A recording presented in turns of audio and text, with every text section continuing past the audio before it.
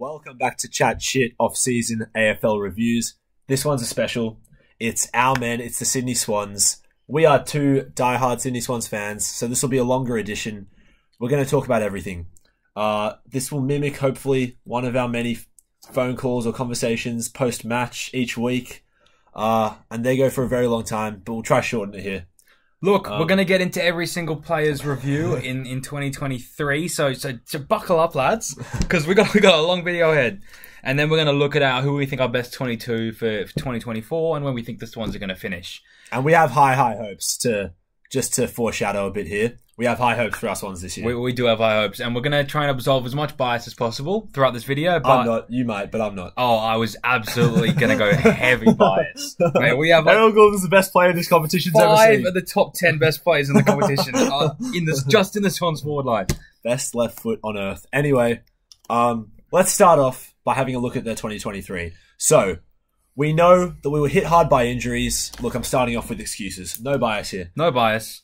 We were hit hard by injuries, though. We had no backline for a large part of the year. Both Paddy McCartan, or obviously out for a majority of the year. Tom McCartan out for about half the year, maybe a bit more. Dane Rampy out for a long time. Just a decimated defence. But we came back at the end of the year once the team got fitter and snuck into finals.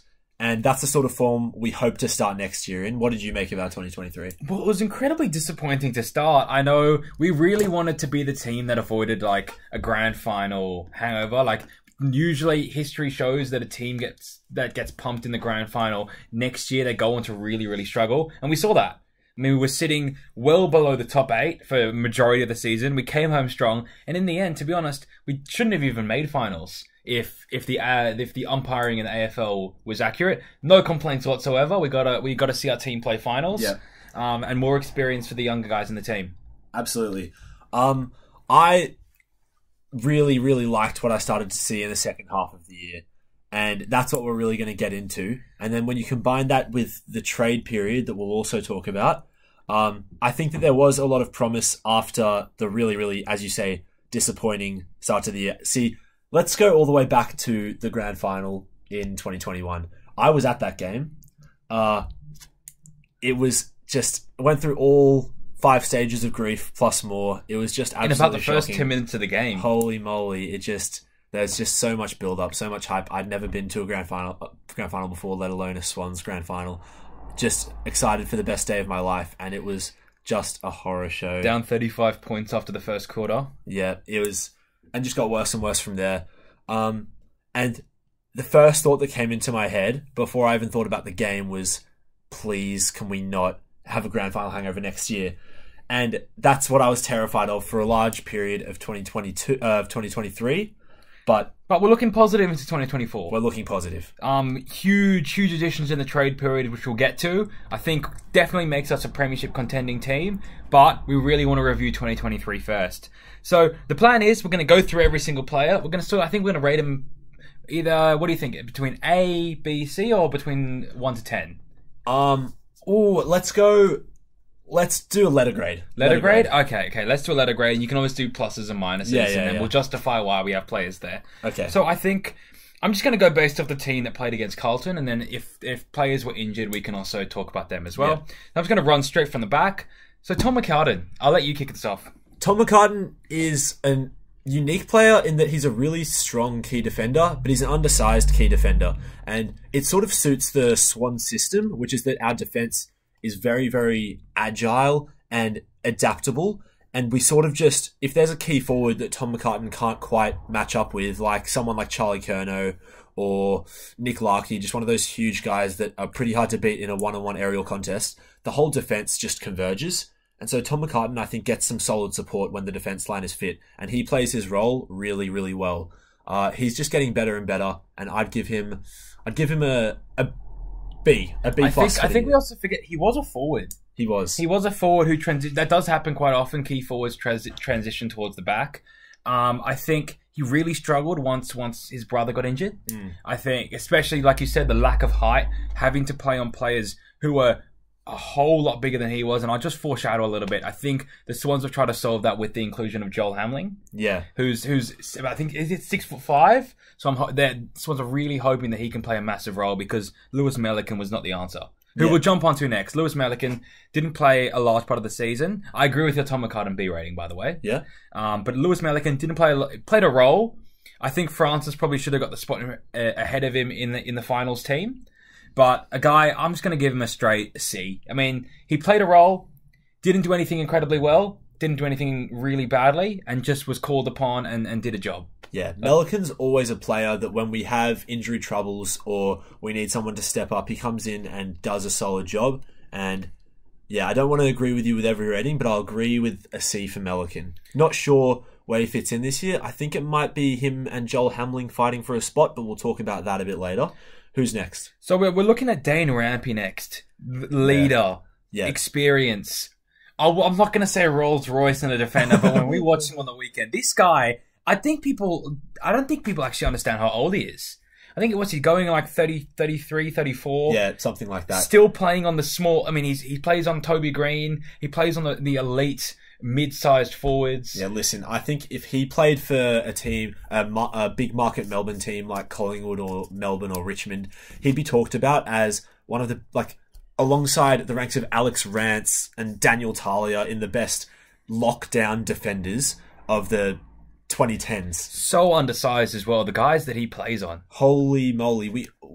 Since we've watched the Swans the last 3 or 4 years, and we've sort of become a finals team after we had a couple drop-off years, even when we've been good, our defense is just so undersized, and he just takes guys so much bigger than him and just works them over with pure effort and intelligence in defense. I think people also forget he was denied on AFL lists until the age of 2022. Applied for draft since 18, rejected. Took his opportunity at 22, which is an incredibly late time to join the AFL, and what a player he's become. I mean, he's an All-Australian, Bob Skilton medalist for the Swans. I mean, can't say enough about him. For the season, he got injured a little bit towards the end. I'm going to give him an A-.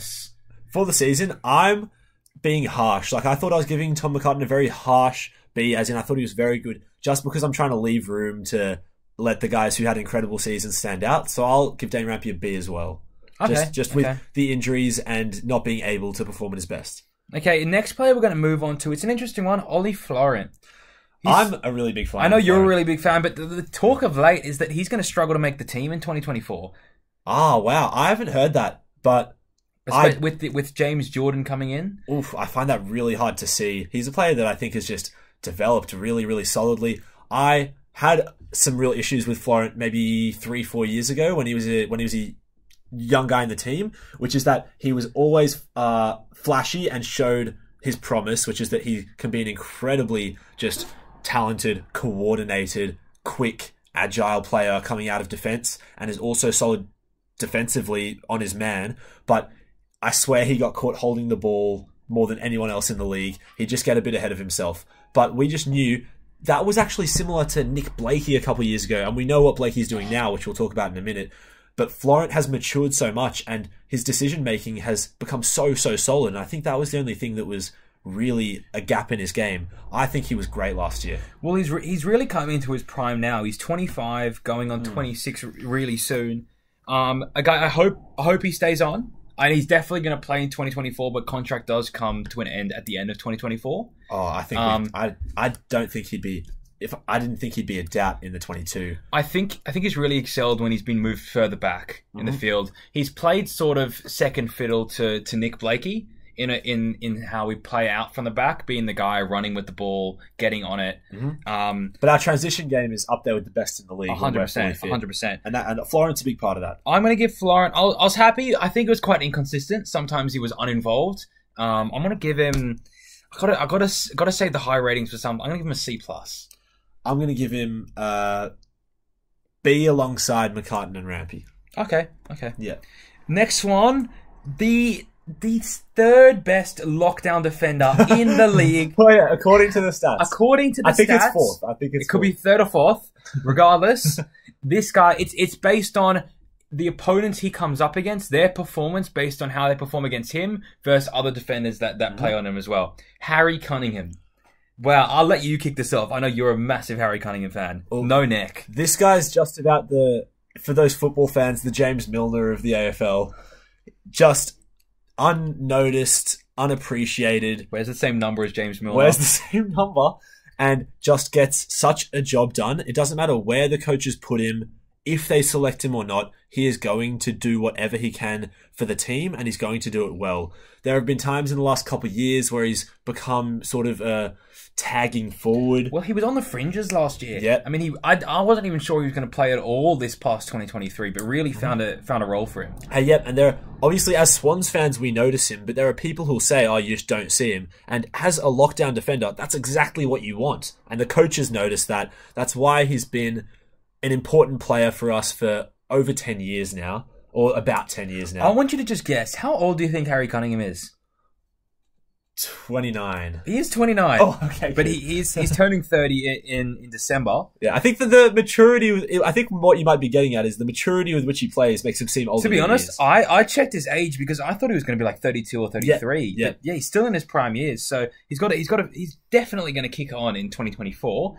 I was very impressed with this season. Yeah, I think I'm going to give him a strong A. I was very impressed with this guy. I think there'll be people in Melbourne who are big AFL fans who'll say Harry Cunningham, he's a fringe player. Yeah. You don't know how solid this guy is. I'll give him an A- as well. Yeah. I like it. Next one, a guy that started to get a little more. He plays with a little more. I don't know how to. Okay, Jake Lloyd. He's got more intent. I think about his play. He used to be the guy you'd rock up, you'd bet on him to get 25 plus disposals, he'd get 90 plus efficiency week in, week out. But he's still got the efficiency, but I feel like he's influencing the game a lot more going forward now. Like he's 30 years old, just turned 30. He's got a few more years playing at the halfback role. I feel like He's that stability playing out from the back. We've got our runners. We've got our Nick Blakey. We've got our Ollie Floret. We've got our Harry Cunningham. But he's the guy you kick the ball to. You know he's going to sort it out. You know he's going to find the kick. And you know it's going to hit the target as well. Yeah. Well, he's a best and fairest winner for the Swans. I don't know. Has he won it twice? I'll check up on that. But the reason for that is he's an elite distributor. Always has been. Always will be. But the weakness in his game has always been his defensive capabilities, his speed and physicality. Those are things that I think he's worked on. Maybe less so the speed aspect, but more the physicality and effort in defense. I think he's improved a lot, and his decision making back there. Still not the strongest defender. Probably the weakest link in the back six when it comes to defensive capabilities. But that distribution he provides is just so solid and starts a lot of our attacks. He was a 2018 best and fairest winner. 2018. So he won it once. Yeah, Jake Lloyd, just in the name of spacing out the ratings, I'll give him a C+. Yeah, I was going to go B-, so pretty close. But I think he's a player we'd definitely like to see kick on in 2024. Absolutely. We'll move on to a player that was very in and out of the team, in Braden Campbell. A guy that still young, still has a lot of progression. We see there's a lot of potential in Braden Campbell. Mm-hmm. I think it could help him with the extra competition coming in James Jordan. It was sort of in and out in 2023 between him and Dylan Stevens. But a guy with, for his size, an absolute rocket of a left foot. Oh my. I mean, 60 meters, no worries. For a guy that's, I'll check his height. 5'9", but I think he's 5'10", plays really rough. As soon as he took all his hair off, different player. Yeah. You know how the Swans basically signed Corey Warner to keep Chad Warner? Yeah. I think we play Braden Campbell to keep Errol Gulden. Actually, no. We've got Errol Gulden on about a 15-year contract, and he's a boyhood Swans fan, so I don't think he'll ever leave. But the story of him and Braden Campbell coming up together since they were friends at, 10 years old or 7 years old or something? Playing in the Swans Academy. Yeah. Is an amazing story. And Braden Campbell should not just be seen as Errol Gulden's friend. He's a real player.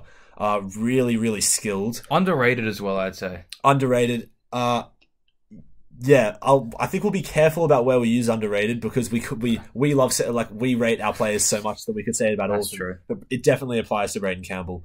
I think when it comes to the strength that we've added to the wings with James Jordan, I think Justin McInerney would be the one to make way if James Jordan really impresses in the preseason and pushes his way into the team. Because Braden Campbell seems to be the more consistent, more reliable, and more physical winger. He did get 23 games in 2023, averaging 16 disposals, which is pretty good on the wing at 75%.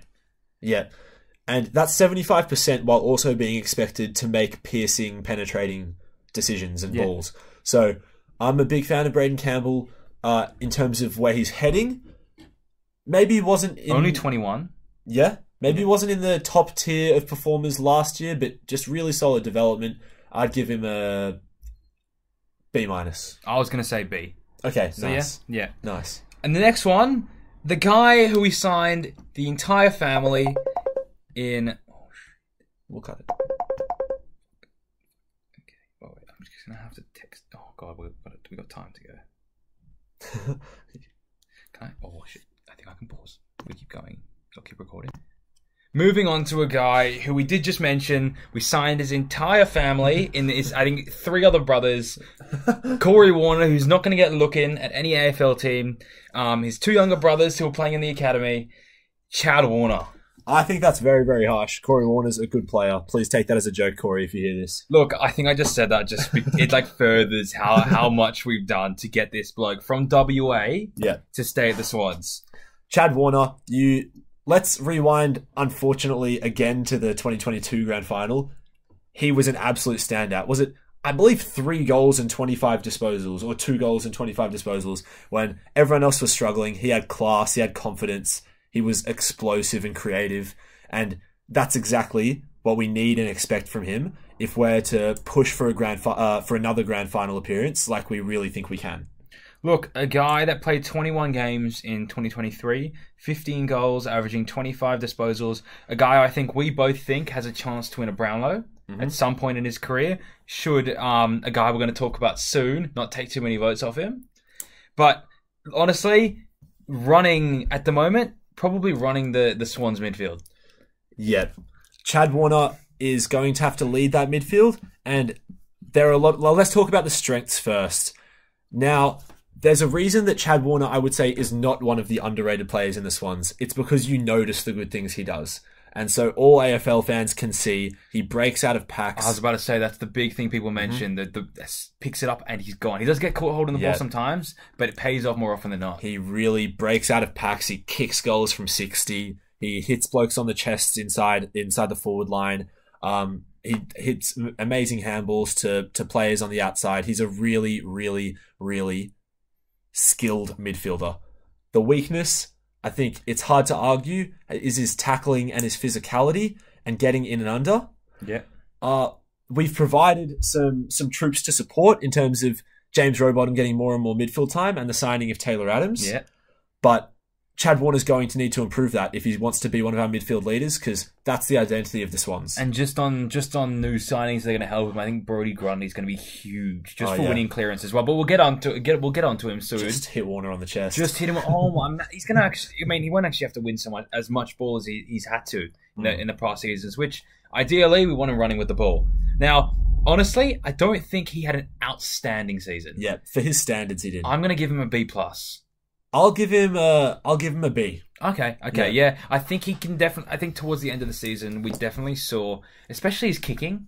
I feel like he just lost that a little bit. He lost a little bit of confidence. I don't know. He's still a very young player, but we have no doubt he's going to be an absolute star. And that confidence should come back pretty quickly. He knows how good he is, or hopefully he does. And I mean, he should. This could be, we said this at the start of last year, and we saw big signs of it. But with a year more experience, this should be a really big season for Chad. The next one, our man, a guy who we never thought was going to make it at a pretty permanent spot in the Swans, a guy we called the runner for a pretty significant amount of time when he played, McInerney, Justin McInerney. Now, I'll just give you a bit of background behind that. So, we were at a Swans game, and this young 19-year-old bloke, Justin McInerney, was making his debut for the Swans. He's playing on the wing. Now, what does he do? We're having a look. He's running up and down the ground on the other side like a normal wing would, And however, whenever the ball came to his side, he seemed to magically appear on the other side, or not near the ball, not having any sort of impact.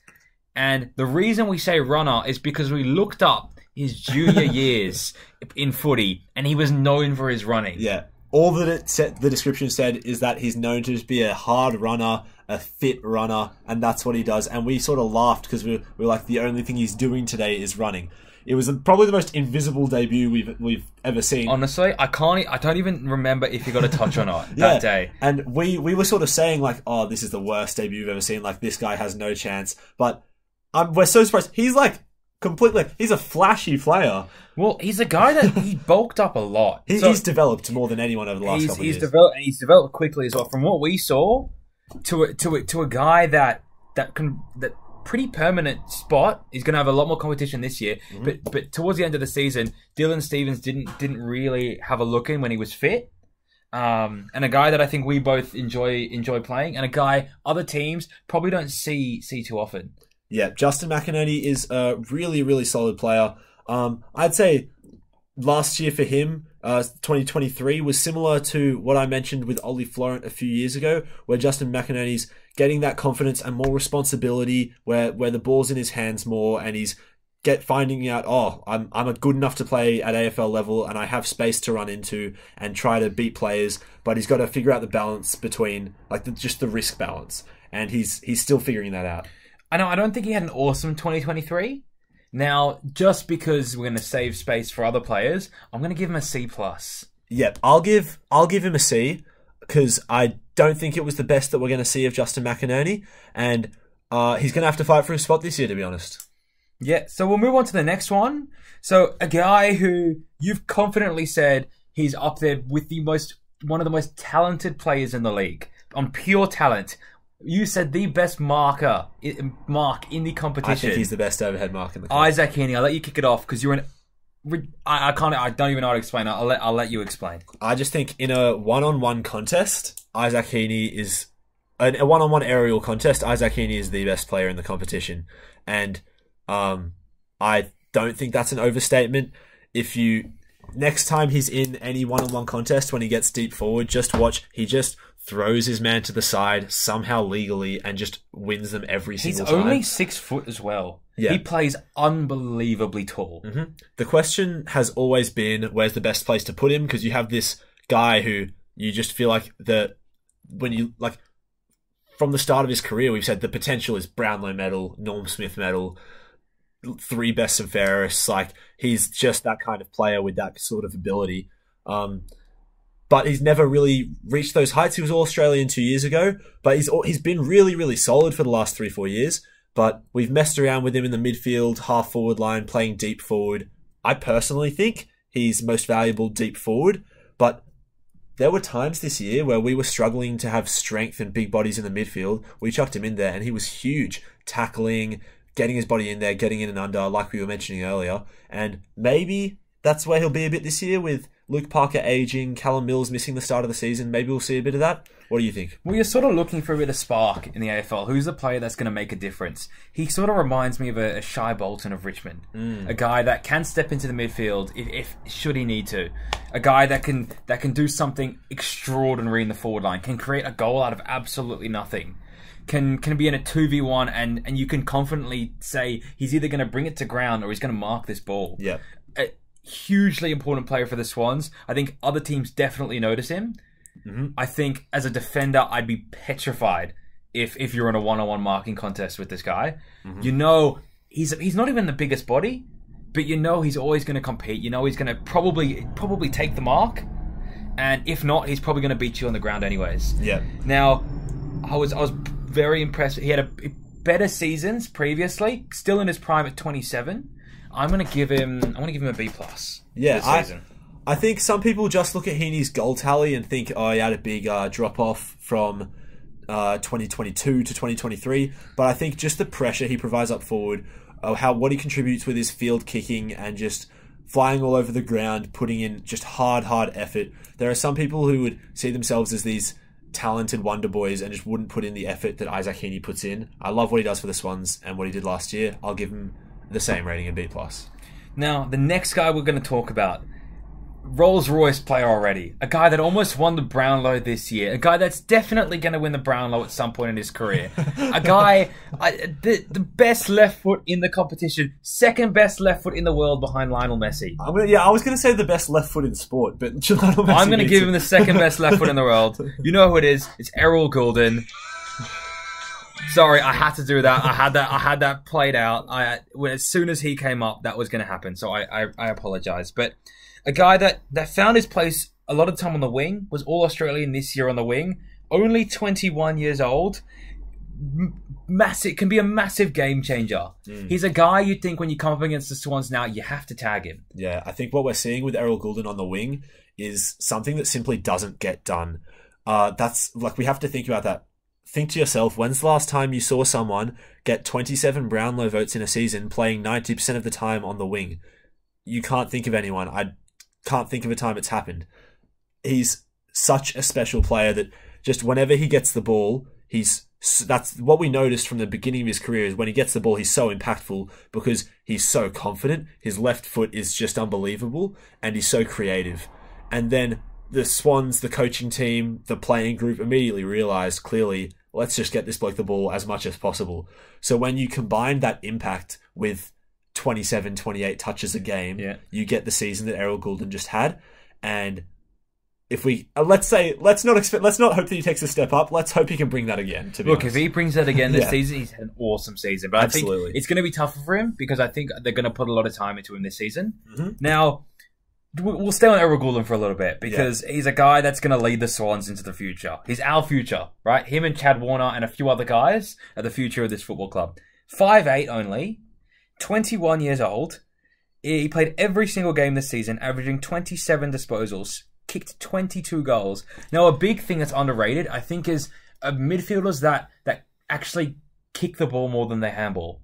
A guy that gets the ball forward. And not only does he kick the ball forward, he's no Tim Taranto. He doesn't just get it forward. He finds targets. I mean, for commentators to be raving about a Sydney player when he gets the ball kicking inside 50, and we get nothing from the commentators. If you're not a Melbourne team, you usually get nothing. Oh my gosh. If you're a fan of a Melbourne team listening right now, you just appreciate that you never go through the struggle and the frustration of having to listen to the commentators just only mention the other team. When Swans are winning, it's the other team that's losing. Yeah, the headline, when the Swans have lost, Adelaide threw... Oh, no, sorry, Collingwood threw it away. If Collingwood smashed them, obviously Collingwood would get it. It would never be the Swans. Even if the Swans were first on the ladder, it would never be the Swans threw it away. Yeah, Collingwood, unbelievable performance. Anyways, we'll get back to the Swans. He averages 19 kicks a game and 7 handballs a game. So a guy with huge impact and extremely high disposal efficiency. I don't have the goal assists tally here, but I assume he's probably got the most goal assists for the year for the Swans. It was him or Chad. But yeah, can't say enough good things about this bloke. A+ for the season. Yeah, I think it's obviously an A+ for me. If there was an A++, he'd get an A++. But I think you touched on it, but I want to expand on it because we talked about it in a previous video. He will get tagged this year. We saw it in round 23 last year against Gold Coast. The second last round of the season. That was... Yeah, it could have been. Yeah, could have been round 23. Tuke Miller tagged him and did it very well. And then for some reason, he stopped tagging him in the second half, and Errol Gulden was one of our most important players in that second half. Shock horror. But yeah, that did sort of raise an eyebrow that other teams might look at that and see there is a way to contain this guy potentially. What works in Errol's favour is that he's an extremely good runner. But to be honest, I think he might struggle with the tag of it this year. And I think it's a good thing because he'll have to work through it at some point. So A+. Who's next? Next is my man, the best celebrator in the competition. You wear his jersey. I wear his jersey. I've worn his jersey just to let it be known when he was in and out of the Swans team. So I'm no glory hunter.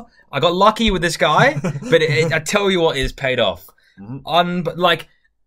Up there with one of the best small forwards in the competition. A guy that was All-Australian last year. I think. 2 years ago. 2 years ago, sorry. All-Australian 2 years ago. You know if the Swans are down, he's going to try and bring the energy. A guy who played loads of midfield time this year. He's actually a clearance machine when he goes inside. A guy we probably want to see more inside mid instead of maybe Luke Parker. We'll get onto that a bit later. Yeah. But kicks a load of goals. He creates something from nothing. He gets the team going. I'll let you speak about him because I feel like I'm just going to ramble on and on and on. There's not... I can't think of anyone who... Maybe Toby Green accepted that's scarier in a forward 50 stoppage than Tom Papley. He just brings so much energy, so much passion. And that's not just in flashes. It's when the team's struggling as well. He is so often the player that lifts the team up and just flicks the momentum in a moment. Tom Papley, there is so much to love about him. He's your favourite. He's one of my favourites. And we just love watching him every single week, and we hope he can bring it again. I'll just give you a bit of stats. So he played 23 games this year, averaging 15 disposals, which is pretty good for a forward. Yep. Kicked 37 goals at 60, and he went at 63%. So not bad for a small forward. Just going to rate his season, I'm going to give him an A. I'll give him a B+, purely in comparison to what he did a couple of years ago. Okay, yeah. But he's huge for us, and he'll be huge this year. The next player we're going to move on to, a guy that I think I'd love him to keep playing, but I think he's going to struggle to get minutes, or get games, actually, in the 2024 season. He's a guy, a pressure machine. Don't tell me it's Slick Wicks. It is Slick Wicks. The guy who we think did not finish school. Doesn't look like the smartest bloke on the field, but always puts in a good performance. Sam Wicks, please come on the podcast. We've talked to each other, and we reckon if we could have anyone on the podcast, it would be you, 100%. Yeah, so just on the off chance that Sam Wicks is listening. Or if any one of his mates is listening, yeah. Chat Shit Pod on Instagram. Get it up. But I am such a big fan. I want him to play. When we talked best 22s earlier, I haven't actually prepared a best 22, but I really, really want Sam Wicks to be in there because it's the Swans' identity, the thing that we are best at in the league, that we were best at when we made the grand final, and what I'd hope we can be best at again is pressure forward of the ball, and that's led by Papley and Heeney, but matched completely by Sam Wicks. It makes a massive difference at the forward line, especially when we go with 3 talls, just to have the guy on the ground really getting and putting pressure on the opposition defenders. Yeah, and he kicks goals. He's usually, I think, I'll have a look, but I think this season he might have averaged a goal a game. I reckon he did. He played 11 games, 10 goals. Yeah. That's what you want out of him. I'd give him a solid C+ for the year. I was going to say C. He didn't play a lot of games, and that probably hurt him. Yeah. But does impact and plays I'd say unrecognized role, because a lot of people don't recognize the pressure players when that's probably their main role in the team. We'll move on though to one of our first tall forward we'll be speaking about, a guy that I think the Swans have really high hopes for him. A guy that I've seen links back to his home in WA in Logan McDonald. I'll let you kick us off. Logan the Bogan McDonald. I don't think he is a Bogan. I think he grew up in the city. But anyway, he's a player that gets talked about loads, especially for a non-Melbourne player. Logan gets talked about so much in the media as this whole next Buddy Franklin figure, and we haven't seen it yet, to be honest. From two guys that watch every single second of every single Sydney match and analyse it after the game. Yeah, I don't think he's going to fill those sort of boots, but I think if he can take that, avoid that sort of expectation, he'll be better off. Well, I mean, we're saying that, and he still played 20 games to kick 32 goals this year. Yeah, he's a really solid player. To not be noticed and to still be well over a goal a game is quite impressive. Still only 21, by the way. Yeah, still super, super young, and I think it's a good thing for a key forward that we kept backing him. He got dropped a couple times, which is really normal, but for the most part, we've kept backing him when he's had sort of struggles as a young key forward, and I think that's a good thing. He just needs confidence, and we know what he can do. He's really good aerially, he's a really solid kick, and he's got a big future, I reckon. Well, I think what we've been frustrated by over the last few years is how the Swans, and this is nothing against Buddy, but how the Swans target him a bit too much.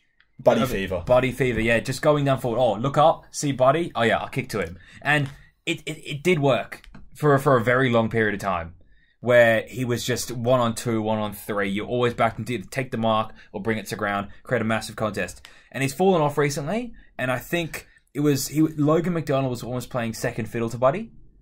I think now this has to be the year. He's got to take charge. He's got to take charge. He's going to be a main target inside 50. He's got to kick. I think he's got to kick at least 40 goals this year.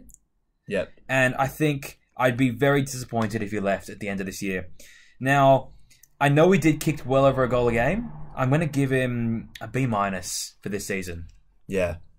Speaking of Buddy Fever, I used to get really frustrated at it, except I started to sort of get it when I imagined being a young midfielder coming out of the pack and and then you see Buddy charging at you angrily and you think, oh, yeah, I saw last week Buddy screaming at Matt Roberts in the change rooms when he ignored Buddy in the forward line. I can't imagine not kicking it to Buddy.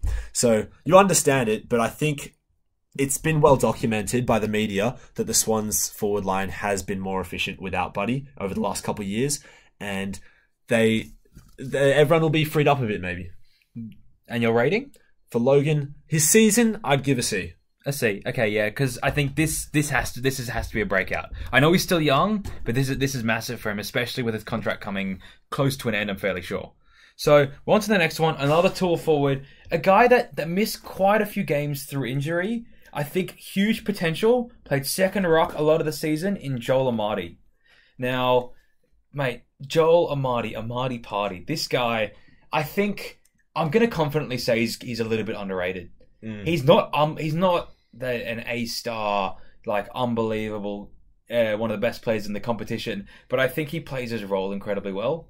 So, especially in the Swans forward line, bringing the ball to ground is huge. Getting the likes of Papley, the Wicks, Gulden, Warner, Campbell, McInerney, those guys involved, and I think he's incredible with the hands, but he always makes a contest and he always brings it to ground. And I love the guys that just play a role really, really well. And I think, especially with Buddy gone, it's going to be him, it's going to be McDonald, and it's going to be one other guy we're going to talk about soon to be the stars of that forward line in 2024. Yeah, Amadi was sort of fighting with Hayden McLean for a spot when all key forwards were fit last year. And it's really interesting because they're two young guys that are extremely different. Amadi, extremely athletic and an amazing overhead mark. McLean, someone that is just an incredible decision maker, really good pressure forward despite his height for the Swans, and a pinpoint kick. And it'll be interesting to see how we mess around with that forward mix with some added depth just around the ground this year. But Amadi, I think has a lot of promise. Well, I am a big fan of him. What would you rate a season? Oh, I'd probably give a season. He did miss a bunch of it. I'm gonna flat C. I think there's huge upside, but he didn't excel like we might have wanted him to. I'll give him a C as well. C as well. Okay, just because we're on the topic, the next guy we're going to go on to is the last of those three tall forwards in Hayden McLean. Now, this guy has struggled to get a permanent spot in the team. I think now we're starting to see what he can really bring. Some of the best hands I've seen in a little while, and I'm a big fan of him. I touched on it a minute ago, how solid Hayden McLean is, how he always does the right thing for the team. I really, really think that this bloke, honestly, is the best of those three tall forwards. That's a very unpopular opinion, but Hayden McLean is so underappreciated. I'd put him up there with Harry Cunningham and our most underappreciated players. He is so reliable, and that's what we've been looking for in a forward, because you've got these young key forwards, and sometimes as a young key forward you can go invisible, but I find that Hayden McLean always finds his way to contribute, and he impresses so much in that way. I think one of his best games he's played was actually the one against Carlton most recently, when we were really struggling to move the ball up the ground, and he just flew through packs, and he took quite a few marks in that game. Yeah. Like, he's a guy, we don't have the big guys we've never really had the big guys that take marks in a pack. Buddy was never a guy that took marks in a pack. Logan McDonald and Joel Amadi aren't really guys that take marks in a pack, but he's a guy you always just see popping up every now and again. Incredibly straight kick. Really developed his game recently, and played solo ruck for a bit of the season as well. I'd say, if we're just looking at what players did with the opportunities that they were given, I'm going to give Hayden McLean a B+ for the season. I'm that big a fan. I was going to say B+ as well. So yeah, I'm happy with the agree. At the moment he's a goal a game player, but he does so much more than just kick goals. Yeah, and I really hope that if someone has to step aside in that key forward mix. I hope it's not Hayden McLean, but I think all three of them will get picked. I think they'll be the set three, but we'll get on to our predictions for the 2024 best 22. The next one is another captain of the Swans. We love our captains. A guy that isn't going to play at the start of next season. And Mad Monday, he ruined his, I think, was it his shoulder? Yeah. Yeah. We know who we're talking about. It's Callum Mills, the fullback when the Swans need him. The midfielder, I wish he got more midfield time, inside midfield time. Midfielder when you need him. He's on the wing when we need him. He pops up forward sometimes when we need him, but a lot of the time it's when we're sitting in front in a game and we need a guy just to sit behind the ball. Yeah, he's a young guy who already in his career won the Rising Star Award in his first season, or second season. He has won a Swans Best and Fairest. He's earned the Swans captaincy, which is such a prestigious honour, and you can see exactly why. He's a leader in every aspect of his game, leads from the front, and goes wherever we need him. He gets thrown absolutely everywhere, apart from maybe deep forward and the ruck.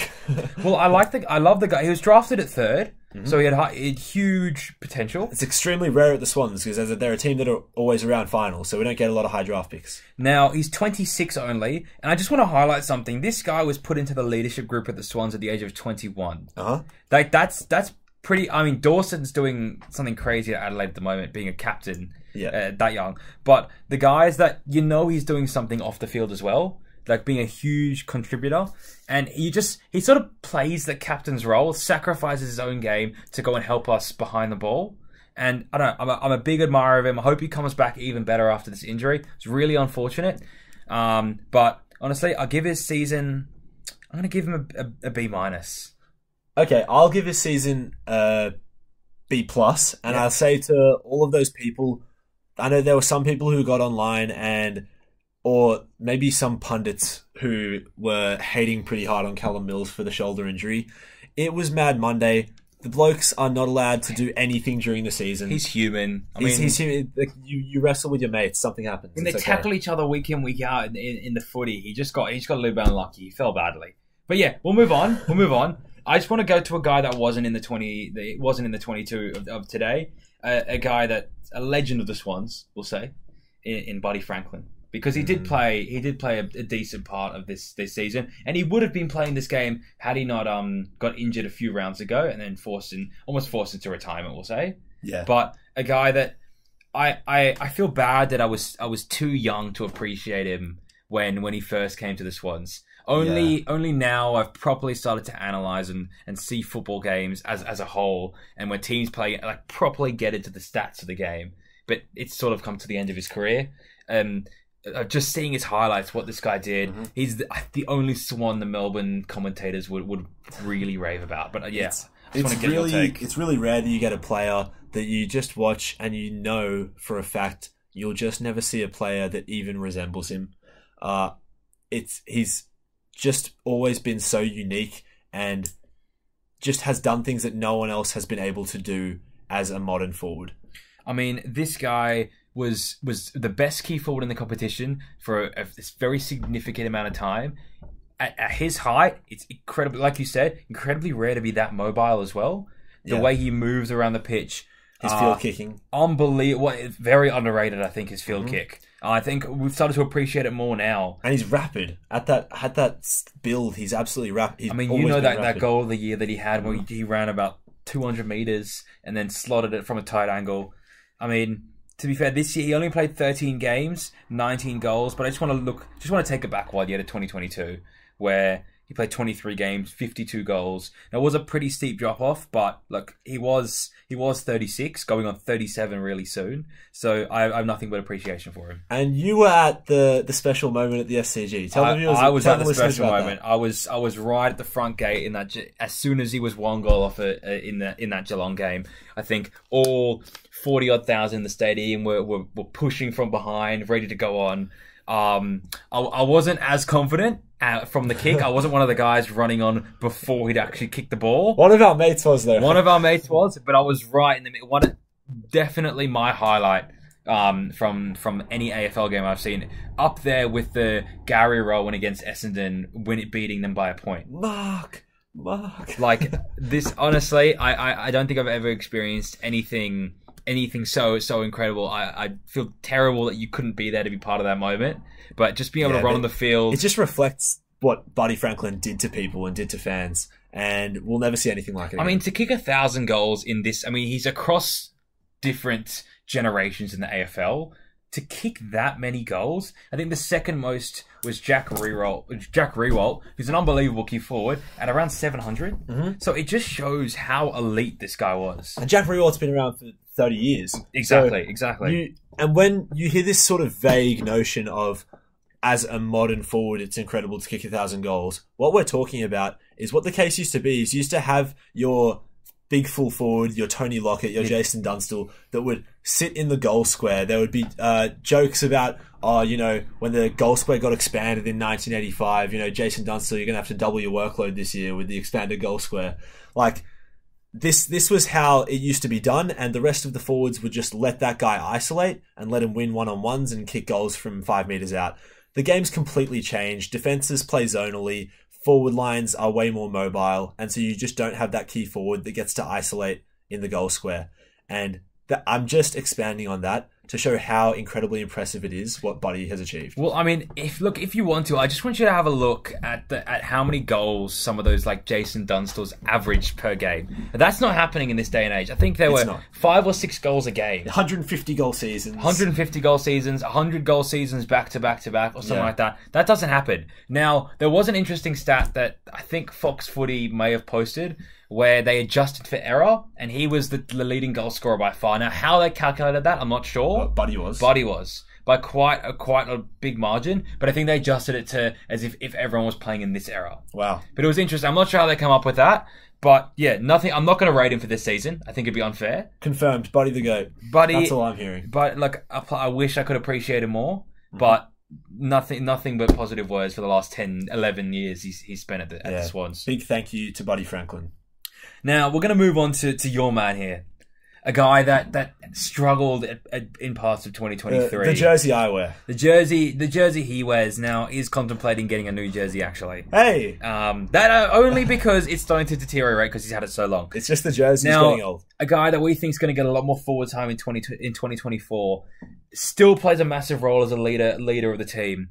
He's been our midfield bull for years, winning the ball on the ground, getting it out, kicking goals, getting the team around, getting them hyped up. Mm-hmm. I'll let you take it away. You know who it is. Well, I haven't said anything about Bloods culture yet because I've been waiting for this guy to come up. It's Luke Parker.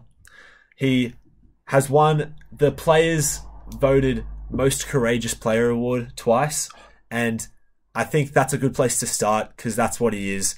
He's a player that is courageous and does everything for that midfield. All Australian selection, 2 best and fairest for the Swans. Keep going. I mean, yeah, I could keep going, but we do want to get through how his 2023 season was. His 2023 season was interesting and did have a drop off. He was really, really solid for a large portion of the year. Gathered some Brownlow votes, had some huge games as he always does as a midfielder. But in that last 5 or 6 weeks. Yeah, he would admit he was really poor. Well, I mean, I don't want to say, but he was ranked as a bottom 25 player in the competition for the last 6 weeks. And it wasn't based on effort. It was just, it seemed like some sort of fatigue. He wasn't executing when he had the ball. He wasn't winning the ball anywhere near as much as he usually does. And it's completely understandable just in the style that he plays when he plays as a midfielder. It's all guns blazing. It's full effort. It's jumping at the ball and any player that he can see that has the ball, and that takes a toll. And so you understand it. Now, moving forward, I think it's fair to say we agree we think he should be spending a lot more time in the forward line. Well, I think what we've seen is he has started to slow down. But I think he can be sort of a Dustin Martin type. He is an incredible overhead mark. You look at any time he plays forward, he seems to create a highlight of some one-handed or incredible one-on-one contest mark. And I expect to see more of that this year because we've added to our midfield stocks with our young midfield getting older, the addition of Taylor Adams and James Jordan, and I think that alleviates some of the pressure on Luke Parker's shoulders. as a midfielder. And I think he'll really get to flourish as a forward. I can see him being. Yeah, I'm looking forward to a new role, or we assume a new role in 2024. Now, I'm gonna give him a rating of C- in 2023. I know you won't like that, but I think it's purely based on what he's done previously and the expectation we had. Now, if a guy like McInerney had the exact same season as Parker, I'd say, oh, he's got huge potential, but I'm just going to be very harsh on him this year, and I'm expecting a big bounce back. Yeah, he didn't end the season strong, but he was really, really good up until that point. I will give my man a B-. All right. Now, another retiree from the Swans, he came in and played a massive role in getting us to a final, playing the last few years. Our ruckman, Tom Hickey. Now, played for 4 teams. It wasn't expected to perform the way he did. Now, it was towards the end of his career when he came in, and we did see a massive drop-off in this season. Whether it was probably just age, but honestly, like I said for Buddy, really appreciate the guy. Probably wasn't on a lot of money at the Swans. Came in, was probably expected to play second ruck. Wasn't playing much footy at all. And played a big role in the past few years. This season, though, I'll jump right into it. Probably a D. Yeah, I think he was really, really solid in 2022. He was one of the big talking points for the Swans, and what had improved from 2021 was the fact that we had now had a solid ruckman. But in 2023, Father Time caught up with him, I think it's fair to say, and brought about his retirement. He wasn't at his best, but we did see what his best was, and he was a really good player for us for about a year and a half. But his 2023, I'd give him D. I'd agree with you. Yeah, only 12 games. Yeah, started to get dominated in ruck contests just in terms of the physicality and the athleticism. Yeah. The next one, Al. I keep saying Al man, but this guy. We have a lot of men. We do have a lot of men. Now, another guy who's unbelievable. I think he's the second best player in the competition off halfback. A guy, the Lizard, the guy who doesn't go by his first or last name. When he's in full stride, bouncing the ball, no one's getting near him. You know, he's got an unbelievable kick. He's really developed this year as a player. All-Australian squad, almost in the All-Australian team. Nick Blakey. Yeah. What can you say about Nick Blakey? He, as a defender, he plays like an elite key defender, and then when we have the ball, he becomes the most explosive player in the league coming out of the back half. I won't hear any arguments for any other players. I don't want to hear Jack Sinclair. I'll have a conversation about Nick Dacos. Yeah. But Blakey is just so explosive. If he gets any space in the middle of the field, that smoke starts coming off his heels. He just runs like nobody else in terms of how he looks and in terms of his speed. This guy, I think he's going to be a massive staple for the Swans in the future. I'm really hoping that he doesn't have to put as much time in the one-on-one defensive work going forward. I know he's a really good one-on-one defender, a really good mark. I think we'll need him. We probably will need him. I'm hoping he doesn't have to put as much time in and he can focus more on trying to relay the ball back forward and really being a guy that breaks more often. Because I feel like we don't see enough of him running with the ball. Yeah. But honestly, he's 6'5", and he played on Kerno at times. He played on Mackay at times. I remember the game when we beat Collingwood. Locked them down. He plays on the key forwards. Mm-hmm. And we're talking about a half-back here, playing as a key defender for the Swans for an entire season. I'll jump right into my rating, A+. I'm going to give Nick Blakey an A+ as well. And I think the discussion points on Nick Blakey are no longer about what he can do. We know that what he can do is incredible. The talking point is about how we can best use him. And I think similar to how I talked about as soon as we realised what Errol Gulden can provide impact-wise with the ball in his hands, we said, let's get it in his hands more. This will be the season where we got to do that with Nick Blakey. That is the other guy whose hands you want the ball in, because he just tears entire teams apart with his pace, with his dare, and with his kicking. Now, before we move on to the next person, I just want to bring up another person who played a little part in the season, our Ginger Warrior and Aaron Francis, who I'm actually a pretty big fan of. I was hoping he'd play the final, the game against Carlton. A guy that obviously wasn't going to be a massive player for the Swans. He came in, was bought to be a squad player and play a role. But maybe I'm being incredibly biased here. But I think he does have a role at the Swans in 2024. I really liked how Aaron Francis played. I think he really puts his body. He really wants the spot. I think he's a guy you can see really puts his body on the line and will compete for anything. A guy that definitely got the best spoil in the team, I reckon. But Tom McCartan. Maybe there's an argument. But I'm just gonna. He didn't play a lot this season. I'm just going to give him a C. We'll be quick. We'll be quick in the first half of the season, I was very doubtful because it was clear that he was a good mark and a good spoil, except as soon as the ball got in his hands, he seemed to panic a bit. But in the second half of the season, he was really, really improving and becoming a lot more composed. And I think if we need stocks down back, which it often seems to be the case for the Swans, I trust him to do a good job. So I'll give him a C. Now, this is the last time I'm going to say it, but our man again. Our man again. This guy, definitely underappreciated. Definitely underrated. The tackling machine in James Rowbottom. Yeah, this is the guy I'm looking at after Luke Parker retires to be the next jersey. The number 8, Rowbottom. He is just tough. He's just represents that Bloods culture, same as Luke Parker. That's what I love about this team, and James Rowbottom brings it. So there's no surprise that Horse and the rest of the coaching staff recognise that, give him more and more opportunities in the midfield every year. And I think this year he'll be pretty much a staple in that midfield. When you look at the guys that'll be spending the most time inside there, you're looking at Warner, Taylor Adams, and Mills as these guys who are all sort of considered stars, and James Rowbottom will be right in there and can really, really establish himself. Would you agree that he's underrated? Definitely. Now, averaging 7 tackles a game. Didn't he get second most tackles in the league after Matt Rowell? I believe he got second most tackles in the league. Now, definitely a player we need at the Swans. A guy that's going to get on the ground, pretty big body, that can actually get the ball out to the guys like Warner, like Gulden. Really important. We're hoping Taylor Adams can complement him quite well. A guy that's only 23. We're going to see him play for several more years in his career. And yeah, big fan of him. I'm going to give him an A- for the season. I was a big fan of his season. Yeah, I loved his season. I'll give him I'll match you, A-. Come on then.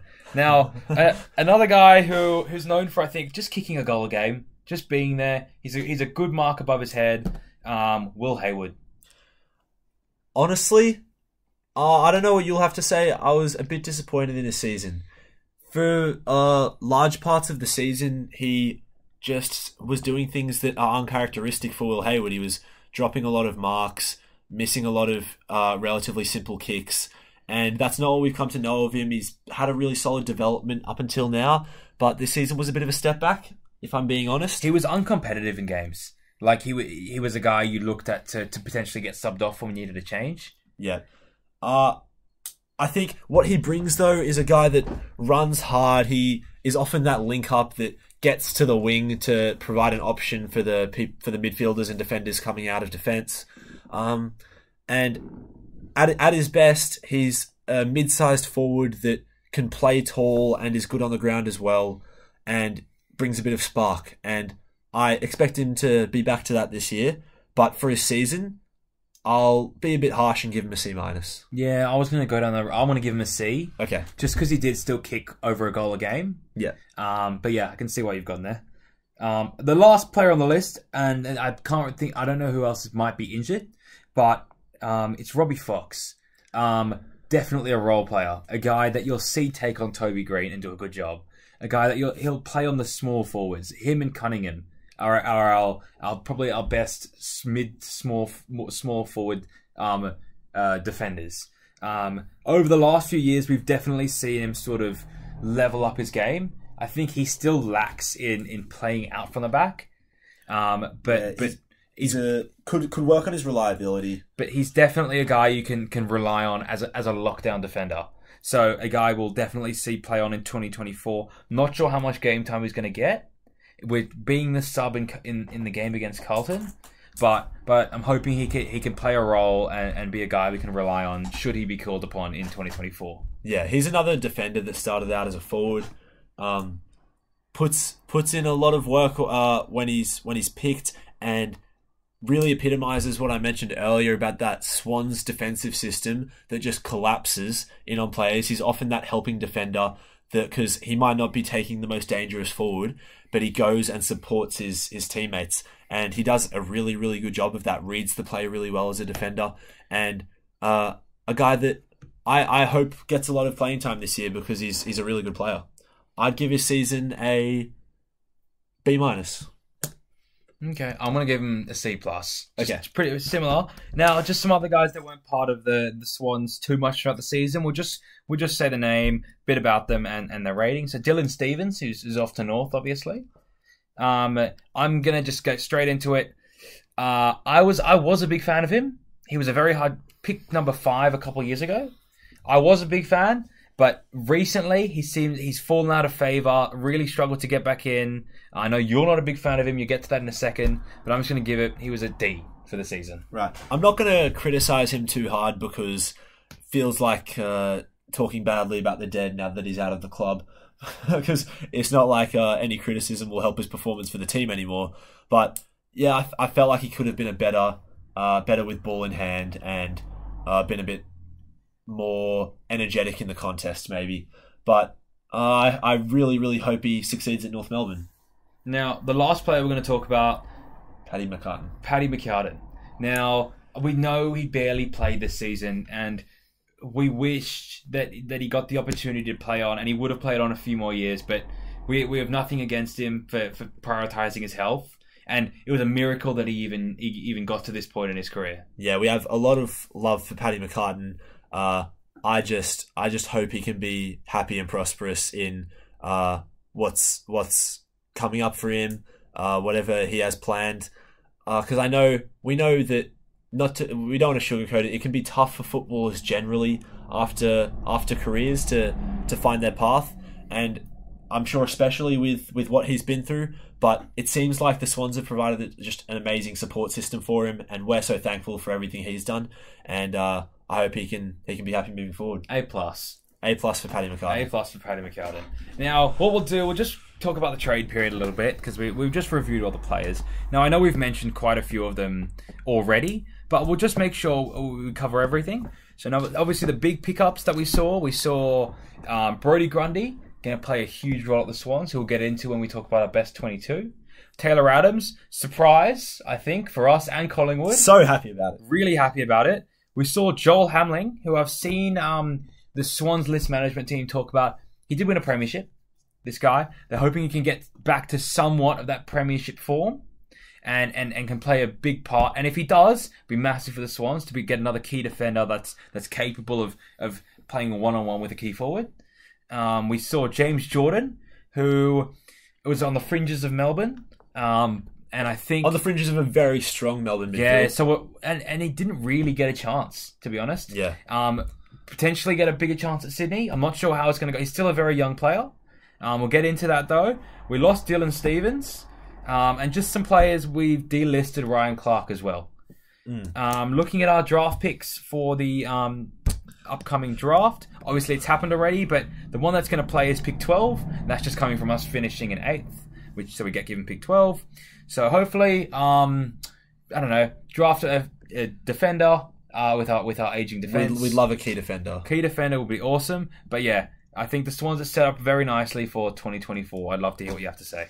Oh yeah, going into 2024, well, we did our predictions of the ladders, and I had the Swans finishing top 4 in 3rd place, and obviously that's just sort of ballpark because you can't really predict the season, but I really think they're a top 4 team.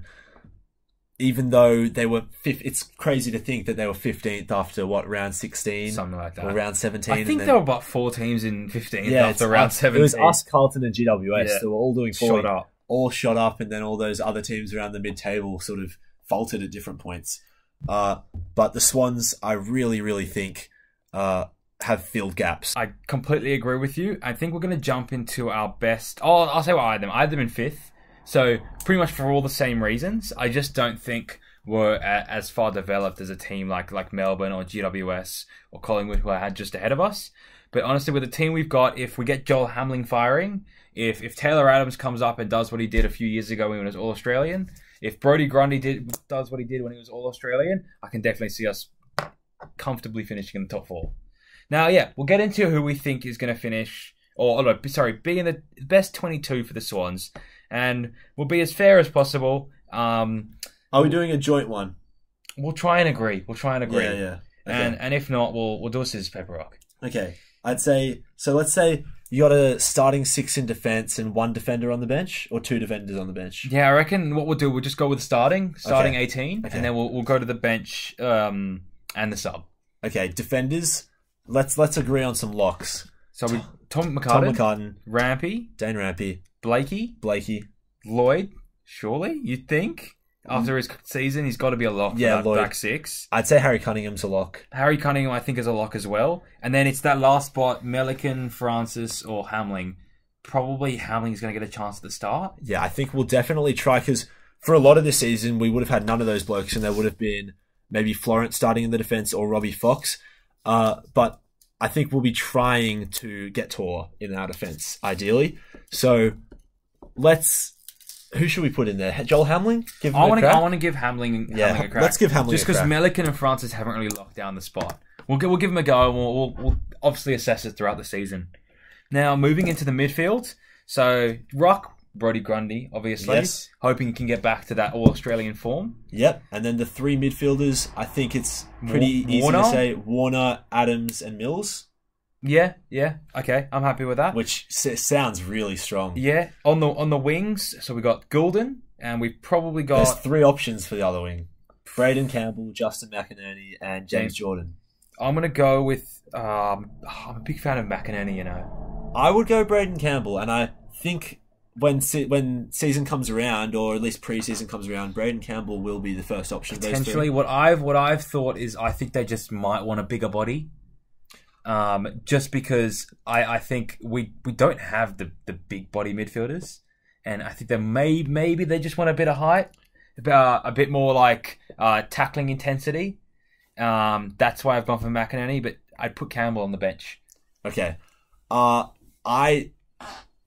I don't know if McInerney will get selected at all. Really? I think there've been talks that James Jordan has already been really, really impressing in some off-season little exercises and workouts and little training sessions, and I think they're pretty excited to give James Jordan a go. When you look at the position he's been in at Melbourne, he's like the wingers he's competing with are Lockie Hunter and Ed Langdon, 2 of the big name wingers in the league, and I think he's just been rearing to get a proper opportunity. All right, I'm going to pivot then.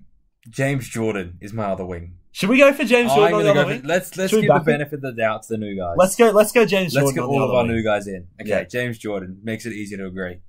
Yeah. Then who we're looking for? We're looking for the half forwards.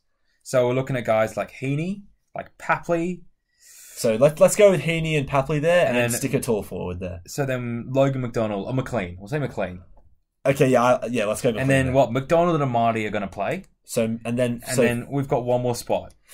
I'd say it would be you between Parker? Wicks, Hayward, and Parker. I'd say Luke Parker. I think Parker's the nailed on for the 22. Yeah, and I think Parker will be playing deep forward, and this is Now, where are he'll be. we doing this to play round 1, or who's going to be who's going to be our best 22 players? I'd say our best 22 because Callum Mills. Because that's what I was asking for as well. So now let's look towards the interchange. Yeah. So we can go a defender, midfielder, and a forward, and then a midfielder, forward spot. row bottom. I think that's Definitely an James obvious row one. bottom. Defender, are you going to go with Florent? Definitely Ollie Florent. Florent. Yep. So does Robbie Fox not get a look in? I'm not going to look in. I wouldn't agree with. Except I don't think he's in our best 22 with everyone fit. Yeah, and then who we got a forward. So is Probably Hayward? Hayward or Wicks. I think if they're playing the way they did last year, Wicks might get selected. I think it could be Wicks based on if we've got 3 tall forwards already, we can probably use the small guy who's probably going to be better at pressure energy, on the ground. pressure, agility. Especially if we've got 3 tall forwards, the ball's probably going to be coming to ground a lot. Yeah. So I think we're going to want to go. Let's go Wicks. Will Hayward, we know his potential is probably greater, but I think Wicks is playing a role that we might need. So let's put Sam Wicks in, and then as a fourth, what about a winger like Campbell or McInerney? That's tough. I would I know, but this is where we might disagree. How about we'll throw it to you guys. I go with Braden Campbell. Oh, I'm going to go with McInerney. Yeah. Okay, the sub, I was nailed on before we started for James Jordan to be the sub. But well, because he's played his whole career as a sub. But I'm going to go with Robbie Fox as the sub. He was a premiership winning sub, James He was a premiership winning sub. I'm going Robbie Fox as our sub. I think he can do a job down back. He can play tall. He can play small. And should he need to go forward, he has done it before in his career. And I'd like to disagree with you, but I like that as well. I'm a big fan of Robbie Fox. Damn, I thought I had you go in there as well. Yeah, who'd you have then? No, I'm saying Robbie Fox in as a sub as well. Oh, I thought you said I'd like to disagree with you. I would love to disagree with you, but I can't. Oh, okay. So yeah, that's our best 22. We've given you a decision. Hopefully by now we've got some people listening, but we are about an hour and 11 minutes in. So that's our best 22. We've told you where we think the Swans are going to finish in our 2024 season. We love to hear any thoughts. We're going to review the Swans again just before the season starts. And we're probably going to talk about the Swans the most throughout the season. Yeah. So, look, we look forward to hearing whatever you guys have to say. If you have any video ideas, let us know. We've loved talking about the Swans. And if you want to see more videos like this, please let us know. And see ya.